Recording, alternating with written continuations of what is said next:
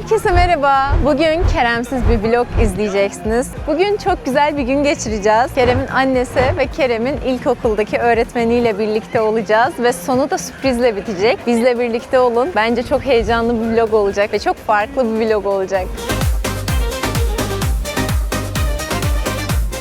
Böyle o kadar tatlı böyle burada şeyler var ki. Bu ne?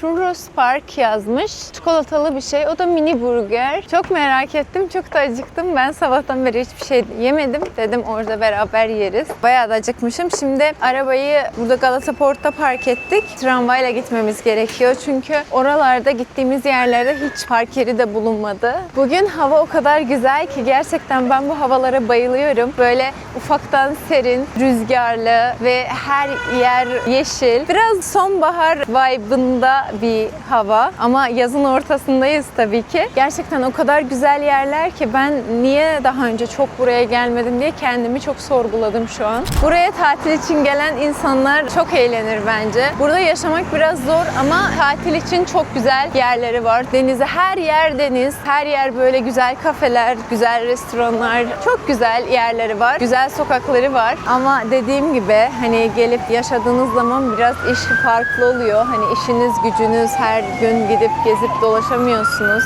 Kartımı şarj ediyorum. Lütfen bekleyiniz. Ay, şuradandı. Uzun süre online yaptığım için niye almıyor? Veya kart ödeme için kredi, banka kartı işleminiz yapılıyor. Şimdi ben ilk defa o parayı koydum ya oraya. O almadı parayı içeri ama orada hani sistem bilmem yapılıyor falan gibi bir şey yazdı. Tekrardan ben koydum. Bu sefer parayı aldı ama nedense 400 küsür falan gösteriyor şu an. Acaba 2 kere mi algıladı o key'i? Ben şu an kötü hissediyorum. Ne yapmam lazım? Kendimi polise ihbar mı etsem?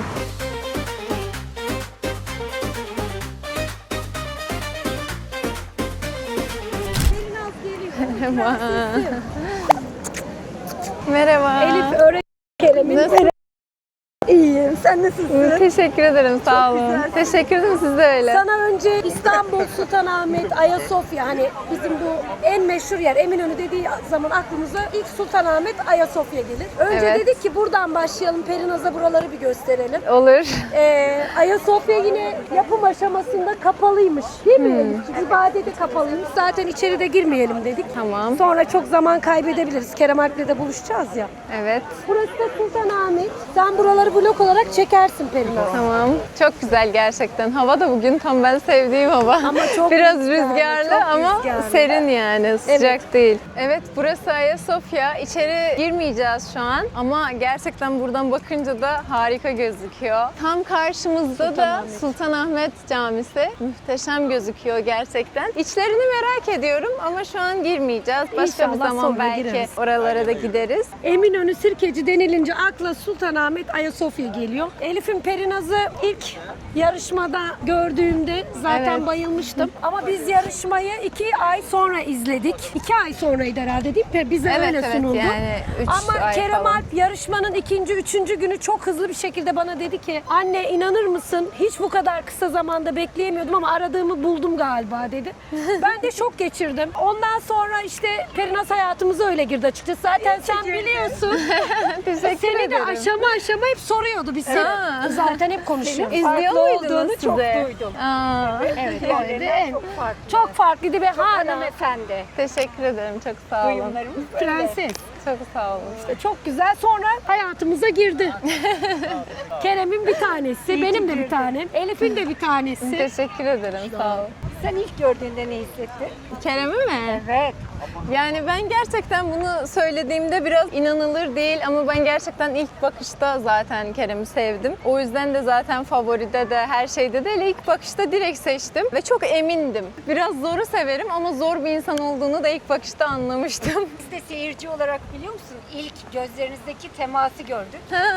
Etkilendiğinizi yani gerçekten Her şey televizyon hilesi aşkardı gibi yani. anlamadık. Gerçek olduğunu hissettik. Ben de Ay. seni ilk gördüğümde çok beğendim. Teşekkür ederim. Böyle heyecanlandım. Aynı şekilde. Ben Dedim de. maşallah çok güzel bir prenses bulmuş Kerem dedim. Her şey nasip Elif. Evet. İnanılır mı? Yani Kerem Alp açıkçası bize dedi ki bu bir yarışma. Ben bilemem bulur muyum ilk aradığım aşkı, ben öylesine giriyorum dedi. Yalan yok. Ya bu böyle Perinaz. Aynen. Ama sen aşkı bulmaya geldim dedin. Sen gerçekten Evet. aşkı bulmaya geliyorum dedi. Yani öyle biz kainattan bunu istedik ve bunu aldık. Ben sadece şuna şaşırdım Elif. O yarışmada Perinaz'la Kerem gerçekti yani. Fark ettin sen de. tabii ki Gerçek her İlk hareketiniz. anda fark ettik. Kurgu olmadı. Kurgu yoktu. Duygu, düşünce her şeyle yaşadılar. Kıskançlık. Yani- Ama sonunda devam etmelerinden bile ilişkinizin gerçekliği ortaya çıktı. Bize göre yarışmanın her şeyin birincisi sizdiniz. Teşekkür ederiz gerçekten. Zaten siz biliyordunuz gerçek olduğunu. İnsanların bazısı hani böyle bir şeyler belki söylüyordu ama zamanla her şey belli oluyor. Hani Evet, geç evet. olacak, güç olmayacak gibi. Zaten yarışma biteli çok oldu ve halinizi, videolarınızı da görüyoruz. Hocam ben şimdi Kerem'in çocukluğunu da çok merak ediyorum. Çok duymak Dün isterim. gibi hatırlıyorum biliyor musun? Gerçekten mi? Evet. 19 yıl önceydi. Ana sınıfındaydık. 25 tane öğrencimin en kibarıydı. Allah Allah. Gerçekten en kibarıydı. Kız çocuklarının, Ben erkek en çocuklarının yaramaz bekliyordum. asla yaramazlığın y'sini hatırlamıyorum. Ve her çocuğumu tek tek hatırlarım. Birisinin yere boyası mı düştü? Boya kalemi hemen alır, verirdi. Dürüst. Dürüst olmasına zaten her zaman gerçekten katılırım. dürüsttü. Sadece dürüstlük değil, en güzel poz vereniydi. Ben fotoğraf çekmeyi çok severim Perinaz.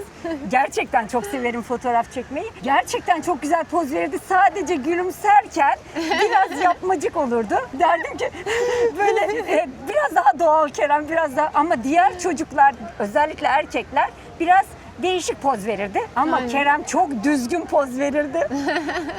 Belki de gelecekteki mesleğiydi. Peki Lütfen hiç mi geliyor musun? yaramazlık? Asla yaramazlık yapmazdı. Allah Allah Hatta ya, çok oyuncakları şaşırdık. toplama konusunda hep önde o giderdi. Hadi arkadaşlar öğretmenimizi üzmeyelim lafını çok iyi hatırlıyorum. Enerjisi nasıldı? Enerjisi çok güzeldi. Bitmiyordu değil mi? Hiç bitmiyordu. Çok hareketliydi ama sınıfta hareketini hep derste kullanırdı. Aa, çok parmak kaldırmazdı. Dersleri iyi miydi? Şimdi çok parmak kaldırmazdı ama Kerem sen söylemek ister misin dediğimde hep doğrusunu söylerdi.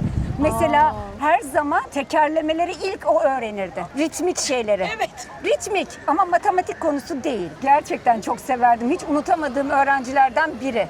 Aa. Evet. Nasıl oldu siz arkadaş oldunuz? O zamandan beri mi? İlk ana sınıfına Kerem başladı. Ben tabii Kerem'i, bir de küçük oğlum var ya Efe. İkisi de aynı öğretmendi zaten o zaman. İlk Kerem'le başladı. Biz böyle kapıda Kerem'i verirken öğretmenler genelde karşılardı. O kadar tatlı bir çocuk dedi.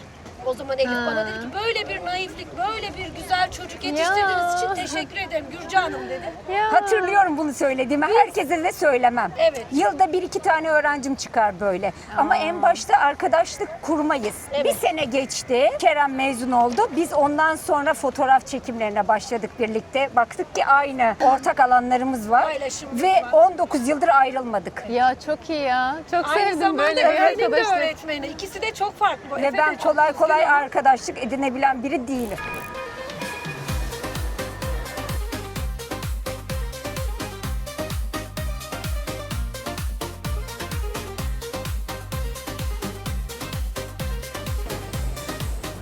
Her şey doğal böyle. Doğal olunca insanın... Ama İran kebabımız değil mi Elif'im? Evet. Yani özür dileyerek İran kebabı diyeceğim. Aa merak ettim ama sen de merak Evet. Nasılmış? Biraz anlatır mısın? Yani bunlar biraz bana yağlı geliyor. O daha çok böyle soğanla kavuruyorlar, birleştiriyorlar, şey yapıyorlar. Ezip sonra öyle kebap yapıyorlar. Tadı çok farklı oluyor. Yani hiç alakası yok bu kebapla. Bizim kebapların ana maddesi kuyruk yağıdır mesela. İşte ben Gerçekten. kuyruk sağı hiç sevmem o yüzden. Kokusu mu rahatsız eder? Yok, kendi tadı. Ama güzel yani. Farklı bir yeri var. Hani ama hiç alakaları yok birbirleriyle. Ama ikisi Çok de birbirinden farklılar. bağımsız. Bağımsız güzeller, evet. Hadi bakalım tadına bak. Bu arada harika. Kebap Güzel da harika. değil mi? Çok güzel. Afiyet olsun. Buranın, evet. meşhur zaten. Perinaz burası. Elif sen daha güzel. Hafız Mustafa yıllardır buradadır ve Türkiye'nin en kaliteli baklavaları, tabii birkaç şirketten biri Güllüoğlu gibi, Seyidoğlu gibi ama inanılmaz güzeldir burada. Gerçek tereyağı, gerçek hamuru falan efsanedir. Hafız Mustafa. Hafız Mustafa. Sadece baklavaları mı var? Bütün Soğuk tatlıları var. Baklava falan oluyor değil Bütün mi? tatlıları var ama baklavası efsane. Biraz soğuk baklava çok için iyi. var mıdır onu bilemem. O sonradan çıkma bir şey değil mi Elif? Ama inanılmaz tatlı çeşitleri var. Perinaz bak mısırcı. Hadi gel mısırın tadına bakalım. Haşlanmış mı? Haşlanmış mı? Közde, Közde. mi? Bir tane rica edebilir miyiz közde?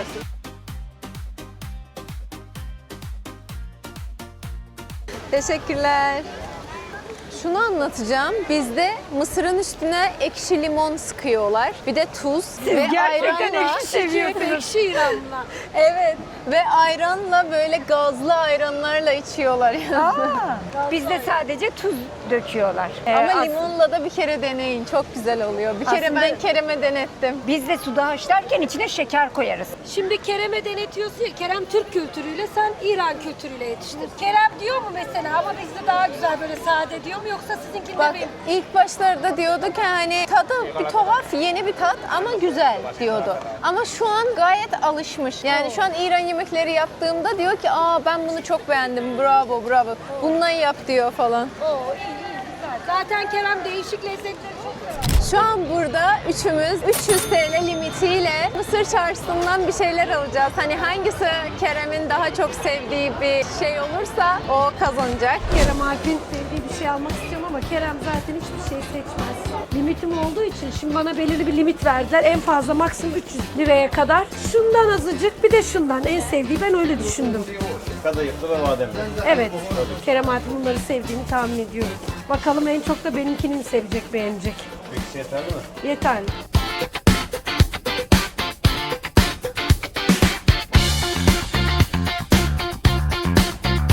Evet 300 TL limitimiz var. Hemen buradaki şeyler benim gözümü tuttu. Sucuk, ceviz. Bunu çok severim ben. Bence Kerem de çok sever bunu. Ama bir içeriye de bakalım istiyorum. Ay inanamıyorum. Bu İran'da zereşk olan, bu genelde burada yoktu. Bu kırmızı olan zereşk aslında. Ama nasıl bir tadı var bilmiyorum. Kesinlikle ekşi tadı var diye düşünüyorum. Fıstık çok sever. Şunu da çok sever ama içinde ne var bilmiyorum. O yüzden en garanti yolu bence sucuk ceviz olacak. Ben sucuk ceviz almak istiyorum.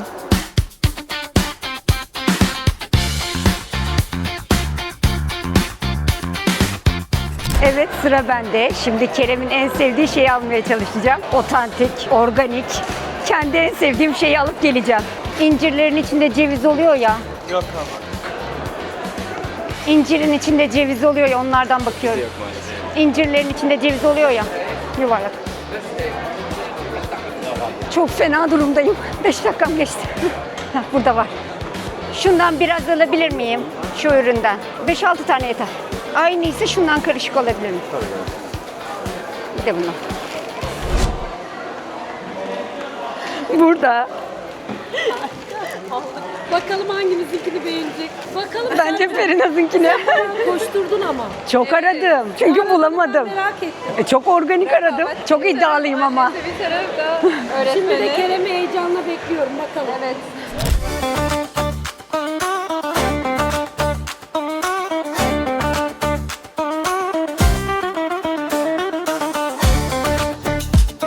Çok iyi geldi burası. Gerçekten çok güzel.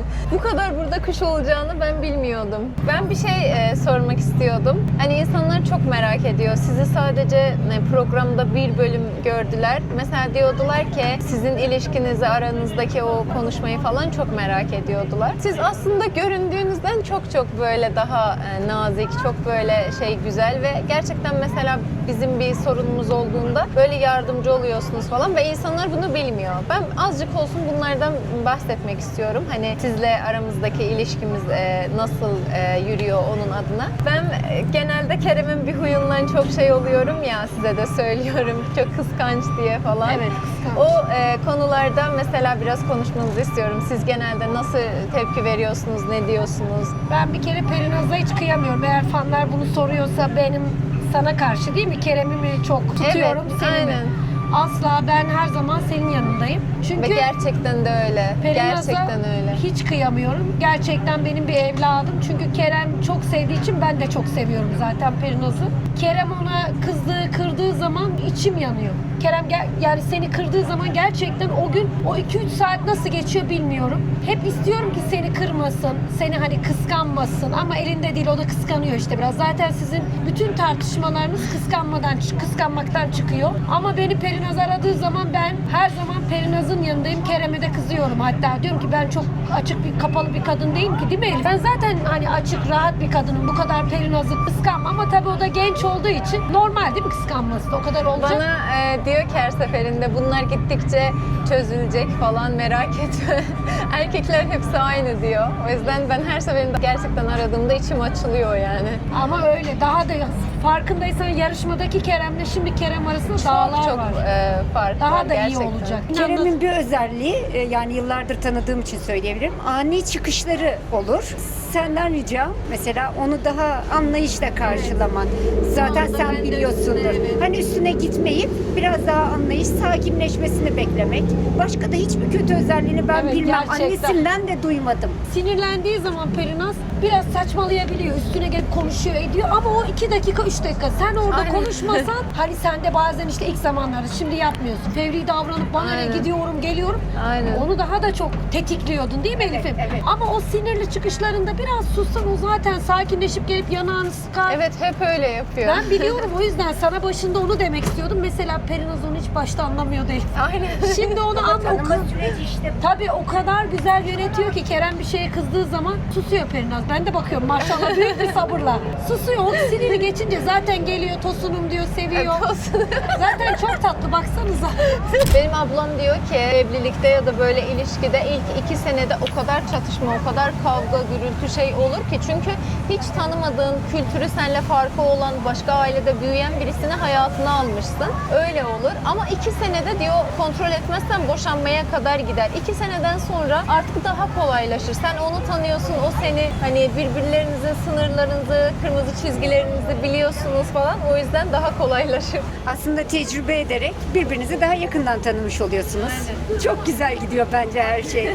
Senin yüzünde güller açıyor. Kerem çok mutlu. Ne güzel. Ama eski zamanlarda ben mesela bunları daha çok kendime dert ediyordum. Hani acaba çözülmeyecek mi? Biz orta yolu bulamayacak mıyız diye. Ama gerçekten programda da biz çok şeyleri çözebildik. Çünkü programda farklı bir baskı da oluyor ya psikolojik olarak üstünüzde. Bence bu süreci daha da hızlı atlatabildik. Belki de biz o 2 seneyi o 8 ayda zamanında bitirdik. Şu an Ama Perinaz bir şey söyleyeceğim. Bence programda ikisi ilk anda o yarışma zaten gözler sende değil ya, o elektriği aldılar ve biraz yarışmanın içindeki dostlarınız olsun dışarıda sizinle çok uğraştılar. Bu bir gerçek. gerçekten öyle. Sizi o çok etkiledi. çok etkilendik. Hala Yakıştıkları da halde etkileniyoruz. yakıştırmadılar. Anlaştıkları halde anlaşamıyorlar Ama denirdi. işte programda sadece ikisi yoktu. 3. ve 4. kişiler de vardı. Sizi etkileyen. Siz daha birbirinizi tanımadan onlar size müdahil olmaya çalıştı aslında. Bu süreçte daha çok ben yıpranıyordum. Kerem böyle daha çok böyle dimdik duran taraftı. Ama zamanla ben de artık umursamamaya başladım. Çünkü insanlar gerçekten ne kadar prim için neler yaptığını görüyorum şu an. O yüzden ben bu karakterde değilim. Ben bu seviyeye inemem diyorum ve geçiyorum. Her şeyi gördüğümde geçip gidiyorum yani. Öyle gülümseyerek ve geçiyorum bunları. Zaten geriye baktığımızda siz ikiniz dimdik ayaktasınız. Maşallah yolunuza devam. Allah da daim etsin. Güzelliklerle dolu bir hayatınız olsun. Bizim de istediğimiz bu zaten. Teşekkür ederim. Ama öncelikle bir büyük olarak ben şunu görüyorum sende özellikle. Kerem artık ne yapabilir, hangi durumda ne yapamaz. Sen artık hakimsin. Aynen. Yani sen artık daha rahat edeceksin. Zor dönemi atlattınız. Bu bir büyük olarak benim görüşüm. Ben de gerçekten öyle hissediyorum. Yani çok rahatlamış gibi hissediyorum aslında kendimi. Hani bazı şeyleri çözmüşüz gibi. Eskiden mesela her gün bir şeyler olsaydı, tartışmamıza sebep olan bir şeyler olsaydı şu an belki 2 haftada bir ufaktan mesela hemen çözebiliyoruz, hemen kontrol edebiliyoruz. Mesela bu konu beni mutlu ediyor aslında. O da nazar boncuğu olsun. Aynen. Nazar boncuğu. Kerem'i ilk gördüğünde ne düşündün Ferina? Valla ben Kerem'i ilk gördüğümde gerçekten çok etkilendim ama çok sert birisi olduğunu da hissettim. Biz de biliyor musun o ilk görüntünüz var ya, ben açıp izliyorum. Gerçekten orada sert duruyor. Değil mi? Evet, ama sonra ikinizin o göz teması ve o ilk bakışınızı ben hiç unutmuyorum. Ben Çok zaten gerçekti. her zaman şey derdim. Dışarıdan bakılan herkes onu çok sert görüp ama bana karşı nazik olsun, bana karşı güzel davransın derdim de aynısı da oldu yani. Herkese karşı çok böyle sert duruşu var ama şu an mesela bana bebek gibi bakıyor. Maşallah size. Teşekkür ederim. Perinaz ilk ne zaman hoşlandın Kerem Alp'ten, onu da merak ettim. İlk gördüğüm gün. Tam merdivenlerden indi ya, ben böyle baktım ve onun videosu da var. Ve bunları çok kolay bir şekilde kanıtlayabiliyoruz. Çünkü direkt o videoları hani gerçekten tam merdivenlerden indiğinde ben böyle oldum. Yani Acaba ben bunu... beyaz giyiminden mi etkilendin yoksa direkt yüzünden, o gözlerinden öyle Böyle çok özgüvenli geldi. Çok özgüvenli davranıyordu. Mesela diğer kişiler geldiğinde böyle titriyordular. Ben onu görüyordum falan. Ama çok özgüvenli geldi kendine. titremedi mi hiç? Yok. Yok, Çok zaten çok şımarık, özgüvenliydi. Seninle biraz daha biraz şey oldu. Mütevazi mi? Özgüven çocukluğunda da vardı. Değil mi? Ama şu an daha da çok mütevazileşti. Kerem'in en zor huyu ne Perinaz? En zor huyu bence, ben ani çıkışları demeyeceğim, kıskançlığı diyeceğim. Evet, bence o. Yani onu istese de aşamıyor. Bir tamam diyor sonra. Mesela en çok rahatsız olduğum bir konu vardı. Mesela ki ben gidiyorum, kıyafet alıyorum, deniyorum. Provada giyip gönderiyorum ona fotoğraf. Diyor tamam al istersen. Aldıktan sonra diyor ki bu ne? Diyorum ya sen dedin ya hani. Bundan sonra fotoğraf değil, görüntülü ara. Aynen. Diyor ki orada öyle gözükmüyordu. Şimdi İşte farklı garanti olsun gözüküyor. canım. Perinaz'cığım, tartıştıktan sonra ikiniz tartışıyorsunuz ve ilk kim adım atıyor, barışıyor yani? Yani biz tartıştığımızda artık genelde küsmüyoruz. Hani şöyle tartışmayı bir sonuca varana kadar devam ettiriyoruz. Eğer çok sıkışıyorsanız beni arıyorsun hemen. Evet. Ben de biliyorum. Sıkıştığımda Kerem'in annesini arıyorum. Ama genelde orta yolu en sonunda ben kendimi ifade ediyorum. Hani bu yanlış, bence bu yanlış diye söylüyorum. En sonunda Kerem bence adım atıyor. Perinaz en güzel huyu ne sence Kerem'in? Çok güzel sahipleniyor. Ya küçükken de öyleydi diyeceğim.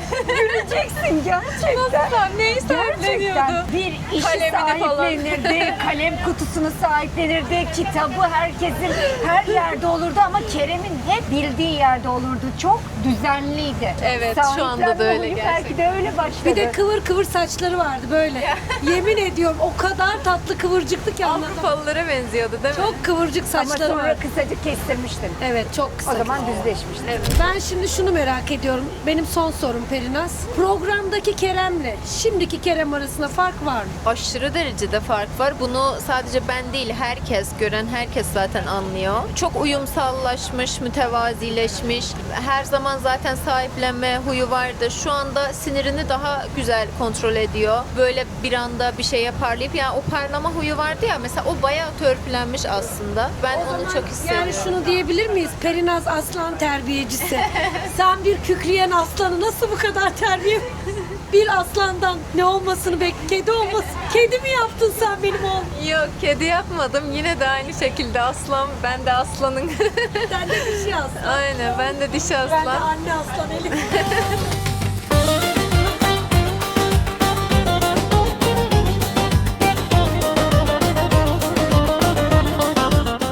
Perinaz'cığım, burası ne kadar güzel değil mi? Çok güzel gerçekten. Gecesi de bir başka güzel. Aynen öyle. Orası Eminönü Camisi, ne kadar güzel. Acaba Kerem kimin tatlısını daha çok beğenecek? Ben Kimin de çok hediyesini? merak. Elif çok koşturdu oradan oraya, herhalde Elif'inkini. Vallahi çok merak ediyorum ben de ne aldı ama. Ama ben bulamadım. Onun için koşturdum. Mekana giriş yaptık. Sağ olsun Cemal Bey bizi çok güzel karşıladı yine. Evet, ufak bir sürprizimiz vardı. Tabii ki bugün annemizin, Görcü Mami'nin doğum günü. Son kapanışı böyle yapalım dedik. Bize yakışan şekilde. O zaman oraya doğru gidelim. Anneciğim, Gelmiş, doğum günün canım kutlu olsun. oğlum. Çok teşekkür ederim. Ben geldim mekana. Giriş yaptık. Hoş haber? geldin Hoş bulduk. oğlum. Doğum Çok günü kutlu güzel bir olsun. vakit geçirdik biz üçümüz. Allah Allah. Hiç Teşekkür bilmiyorum ben ederim. bu muhabbetlerden, hiç haberim yok benim. Çok teşekkür ederim. Sağ ol canım ya. Evet, çakmağımız da geldi. Anne, sen üfleme pozisyonunu al. Hadi gel. 1, 2, 3.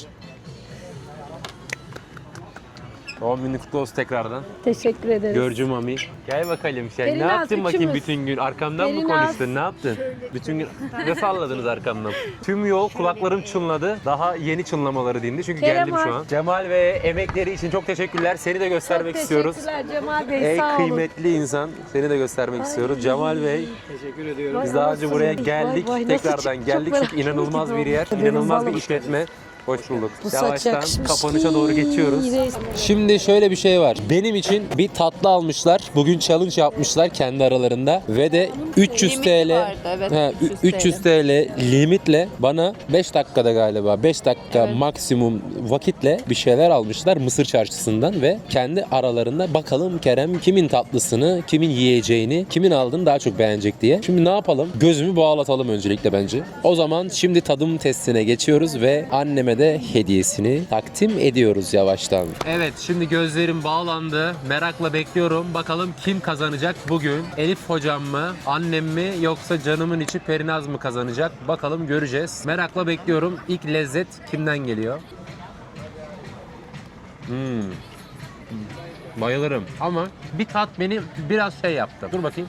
Bu lokum hem de fıstık ezmeli veya fındık ezmeli bir lokum. Aslında güzel. 10 üzerinden puanım 6 buna. Oo, bu inanılmaz bir şeymiş ya. Neymiş bu böyle ya? Buna 9 verdim ya. Daha iyisi belki gelir diye. Kim aldı acaba? Bu çok güzel bir şey. Çok merak ediyorum kim aldı. O inanılmaz bir şey. Onun bana tamamını verebilir misin? Bir de senden ricam bir yudum da içecekler. Biraz da Kerem'i besliyor. Eline sağlık. Evet. 10 üzerinden 9 verdim ben buna ya. Muazzam bir şeyler. Evet. Diğerine geçelim. Yalnız dürüst ol lütfen. Ben her zaman dürüstüm. Güzel. Sanki bir Ramazan hurması tadı aldım. Bir de ceviz var içinde. Doğru mu? Evet. Bu da güzel. Gayet güzel. Hatta bu bayağı bir enerji verir. Bu spordan önce, antrenmandan önce falan yüksek enerji verir. Güzel. Diğerine bakayım. Hani ağzım benim orada değil ki. Heh. İncir, ceviz. Oo. Bunlar var ya tam savaş hazırlığı ya. Bunları ye savaşa git direkt. Kısmetse olur da bomba gibi patla bunları ye. Çok güzel. Çok güzel. Natürel ama ben normalde çok fast food veya tatlı yiyen bir insan değilim. Fakat yersem affetmem. O yüzden böyle daha tatlı, daha böyle ekstrem şeylere bayılıyorum. O yüzden hala da ilki lokum. Bunlardan bir üst kademeye koyacağım. Buna puanım 8. Ama enerji olarak derseniz bunu tercih ederim. Devam. Üçüncü son tatlıya geldik. Hadi bakalım. Yani bu da çok doğal bir tatlıya benziyor. Bir şey sucuğu bu, hatırladım ben bunu şimdi. Açık konuşmak gerekirse çok aradığım bir tatlı değil. Değil yani. Sen mi aldın? Niye üzüldün bu kadar? Sen mi aldın? Yani ben bunu bir kere çocukken BİM'den almıştım. Okuldan çıkmıştım. Az param vardı. Ne alabilirim diye bakındım. Bunu aldım ve iştahla yedim. Ama o gün çok açtım. Şu an aç değilim. O yüzden beğendim ama benim tadım değil ya bu aşkım. Sen mi aldın? Ben almadım. O yüzden lokumu 1. sıraya koydum. Bir öncekini 2. sıraya koydum. Şöyle yapalım. Her biri kendi alanında 1. diyelim. Aynen. Bu işten böyle çıkalım. Yok, her şeyin arkasından böyle sıyrılamaz. Ne yapayım aşkım, benim damak zevkim açık açık söylüyorum yani. O zaman söyle sürekli o her birisi. İyi, ben 1. lokum beğendim o zaman. Böyle söyleyeyim. Ne oldu? Gömdün ya benim aldığım şeyi. Anne gömdün mü? Evet. Daha ne söyleyeceğim? Yedin, hiç aramam. Hiç sevmem. Yok. Demedim seven ama öyle. çok aramaz. Çok aramam dedim. Ya vlogda öyle dedi. Vlogda dedi ki hiç aramam. Bu ne? Hiç Yalan sevmem. söyleme. Aşkım. Vallahi öyle Açabiliriz, söylemedim. izleyebiliriz. Sevmem dedim aşkım ama niye yalan söyleyeyim ki? Bana söyleseydin. Ondan bir şey olmaz. Güzel yavrum ne olacak? Orada ben niye sana söyleyeyim onu? Daha doğal olsun işte dedim. Al bak şunun şeyini. Ye, anlarsın. Ben biliyorum zaten. Tamam ye. Aynı. Bu arada annem benim doğum günüm olmamasına rağmen hediye almış.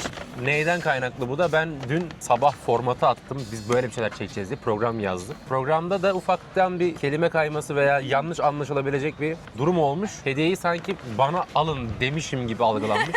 Oğlum ne fark eder evladım? Halbuki sizin aldığınız bu yiyeceklerden ben hediye diye bahsediyorum. Onları açıp yiyecektim diye. Neyse günün sonunda karlı çıktık galiba biraz. Güzel renk. Güzel bir renk. Yazlık mı bu, kışlık mı? Baharlık, sonbahar, ilkbahar. Rengi falan tam asker rengi. Gayet güzel. İkiniz mi aldınız? Yok o benimki, Öyle mi? öğretmeninki Ha, burada. yani keşke yazlık alsaydın. Tamam, Çok güzel o ama... yazlık bu. Ha. Ben onu baharlık Ha, bilerek aldım bari. Oğlum Tamam. çok var yazlık. Güzel. Rengi falan güzel canım. Evet, şık bir gömlek geldi burada şu Detaylı anda. gömlek. Şöyle, gayet şık ve yazlık, ince. Bak bunu sevdim işte. Diğerini de sevdim. O çok şık Bu anne. sefer de biraz seni şey yapalım. Ben dürüst bir insanım. Arkadaşlar bende asla şey olmaz, yalan olmaz. Evet, sadece burada yanan ben oldum bu hikayede. Kurban ölüyorum. Sen zaten benim en tatlımsın. Bak hadi. Hadi. Annenin yanında bir şey demeyeceğim. Hadi. He, tek geleceğim. Ay. Aç kalacaksın. Aç kalacaksın anne. Gurme sebze yapmayacakmış bana. Gurme sebze. Oy. Ya annesinin doğum günü kendine hediye aldırtmış. Ben aldırtmadım ya. Sen aldırttın. Ben de Kınaz'a 3 tane kolye aldım. Değişik değişik. Allah Allah. Bak sen şu aç bakayım aşkım. Bu nasıl bir doğum günü? Nasıl bir doğum günü bu? Aksesuar Kendinden başka herkes hediye aldı. Ya Bir tane kiraz Bakın. aldım. Bir tane şey aldım. şöyle. Ben kiraz pijamam var ya, kiraz pijamamı Evet. takacağım. En çok sevdiğim de bu oldu bak. Güle güle kullan. Gördün mü? Yıldız var. Teşekkür ederim. Çok sağ olun. Ben de sandık hikayesine Aa, çok zarif. Nasıl bir şey? Çeksene, çekelim. çantalarını. Aa evet. takarsın. Şöyle yapıyorlar. Pembeyi Böyle sevdiğini açıp. biliyorum. Evet çok seviyorum. Teşekkür Sana çok ederim. yakışıyor. Evet şimdi sıra Pernaz'ın aldığı hediyeye geliyor. Canımın içi bakalım ne almış. Evet aç bakalım şöyle gel bakalım. Evet sürprizimiz. Bak bakalım. Perinaz'ınkine benziyor. Aynısını almış sana da. Ama çok beğendim. Ne derler? Ben bugün sana gün boyu dedim ya ne kadar yakışmış, ne kadar zarif olmuşsun. Canım Perinaz'ım. Perinaz düşündü ve aynısını aldı. Derim. Bayıldım. Bazıları derler ki bilmem kaynanayla aynı kıyafeti giymem falan ama bizde öyle bir şey yok. Biz Ben giyeceğim. böyle bir bunu şeyleri inşallah. evet beraber giymek. Aynı anda Hayatımdaki iki tane en değerli insan burada aynı elbiseyi giyiyor ve o yüzden bu ince düşüncesi içinde şampiyonu Perinaz ilan ettim. Sucuğu beğenmedim ama sonucu beğendim. Bak sihirlemezsin. Kız daha ne sihirleyeceğim seni şampiyon ettim lan. Arkadaşlar gördüğünüz gibi şampiyon da olsa memnun olmuyor Perinaz. Az önce dedim bu ne dedi? Hiç beğenmiyorum sucuğu bu arada. Açık konuşayım. Şaka yaptım şaka. Bak şöyle bir şey var. yiyor Şimdi yavrum yiyor. yediğim oldu. Babam bu arada çok severdi. Babama götüreyim ben bunu. Çünkü babam çocukken bana bundan çok yedirirdi. Günün sonunda Perinaz şampiyon oldu. Anamın da doğum günü. Onu da aradan çıkardık, kutladık hep beraber. Hocam da sağ olsun. Hocam var olun buradan. Çok büyük emekleri var. Bugün çok güzel sorular söylemiş, hazırlamış. Perinaz söyledi bana. Vallahi çok güzel. Ben de izleyeceğim hepsini. Merak içindeyim. Sonucu merak ediyorum. Ne konuştular diye. Kapat istersen Tosun. Yani gerçekten inanılmaz bir gündü. Çok eğlendim. Gerçekten Kerem'in hocasını da çok sevdim. Annesini de zaten çok seviyorum. Ve gerçekten İstanbul'u gezdik diyebilirim. Çünkü İstanbul'un tam merkezi yerlerinde tam güzel noktalarının hepsini gezdik, yemek yedik derken günümüzü akşam ettik. Kerem geldi bu şekilde. Ve bitiş şu an artık bitiyor ve kapanış yapmak istiyoruz şu an. Evet. Nasıl kapatacağız biliyorum o yüzden Kerem'e. Kapanışı söylüyorum. Cevizli sucuk.